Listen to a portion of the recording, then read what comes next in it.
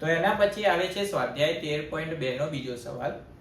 તો બીજો સવાલ કંઈક આ રીતે આપેલો છે કે નીચેની માહિતી 225 વીજ ઉપકરણોના આયુષ્યની કલાકોમાં માહિતી દર્શાવે છે. અને માહિતી જે છે કંઈક આ પ્રકારે આપેલી છે આયુષ્ય કલાકમાં, અને એની આવૃત્તિ આપણને આપેલી છે. હવે આ માહિતીનો આપણે શું શોધવાનું છે? બહુલક શોધવાનો કીધો છે. તો સૌથી પહેલા તો બહુલક શોધવા માટે બહુલકનું સૂત્ર ખબર હોવી જોઈએ.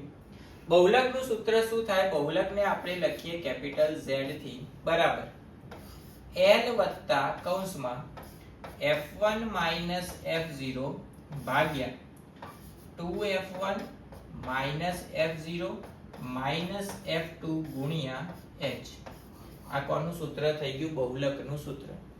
હવે અહીંયા જેટલી પણ કિંમતો આપેલી છે એ કિંમત આ માહિતીમાંથી શોધવાની કઈ રીતે? તો સૌથી પહેલા આમાંથી તમારે શોધવાની f1 ની કિંમત. f1 ની કિંમત કઈ રીતે શોધાય? તો જે આવૃત્તિ આપેલી હોય, એટલે કે ટેબલની અંદર જે બીજું ટેબલ આપેલું હોય એમાં સૌથી મોટી જે કિંમત હોય એ શું થાય? તમારી f1 ની કિંમત, એટલે કે સૌથી મોટી આવૃત્તિ. અહીંયા આ માહિતીની અંદર સૌથી મોટી કિંમત અહીંયા કઈ છે? 61. તો આ માહિતી માટે 61 શું થશે? તમારી f1 ની કિંમત. હવે f1 ની જે કિંમત હોય એના આગળવાળી જે કિંમત હોય એને આપણે શું કહીએ? f0 ની કિંમત કહીએ.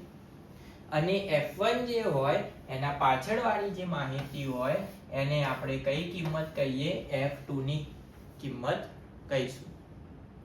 હવે f1 મળી ગયો, f0 મળી ગયો, f2 મળી ગયો. બાકી શું રહ્યું? તો બાકી રહ્યો L. તો L કઈ રીતે શોધવાનો? તો જે આપણને f1 મળ્યો એમાં વર્ગ અંતરાલની અંદર જે નાની માહિતી હોય એને આપણે શું કહીશું? L. એટલે કે અંતરાલની અંદરની અધઃસીમા એ શું થશે? આપણી L ની કિંમત. શેના માટે? f1 માટે જે અધઃસીમા હોય એ.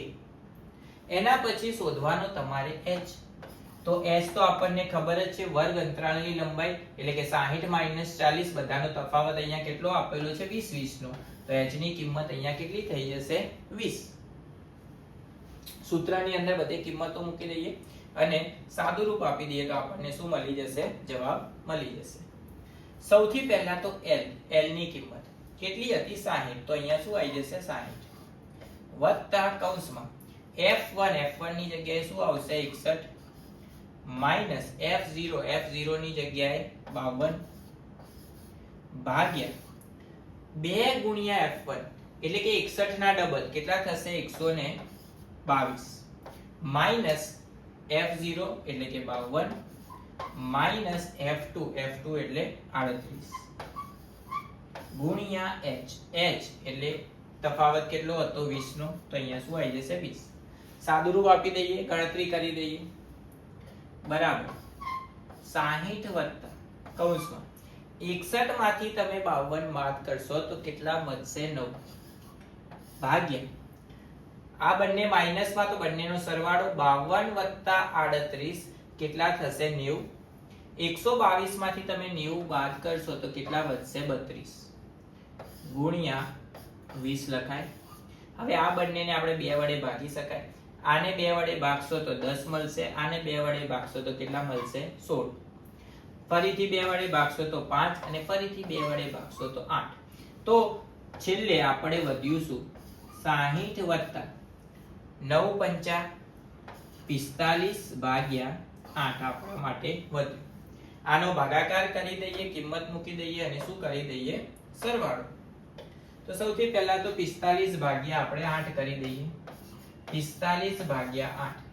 8 પંચા 40. 45 માંથી 40 જાય તો વધશે 5. હવે ભાગ નહીં ચાલે તો અહીંયા શું આવશે? પોઈન્ટ, અને અહીંયા આવી જશે 0. 8 છક કેટલા થશે? 48. 50 માંથી 48 બાદ થાય તો વધશે 2, પાછળ આવશે 0. 8 દુ 16 વધશે કેટલા? 4, પાછળ આવશે 0. 8 પંચા 40 થઈ ગયું 0 0. હવે અહીંયા એવું ના હોય જરૂરી કે 0 0 કરવાનું જ. પોઈન્ટ પછી તમે 2 કિંમત કે 3 કિંમત શોધો તો ચાલશે. સૂત્રમાં કિંમતો મૂકી દઈએ તો જવાબ મળી જશે 60 વત્તા કેટલા મળ્યા 5.625 તો 60 વત્તા 5 કેટલા થઈ જાય 65.625 તો આ જે માહિતી આપેલી હતી આ માહિતીનો બહુલક આપણને કેટલો મળી ગયો 65.625 જે આપણને શોધવાનો કીધો હતો।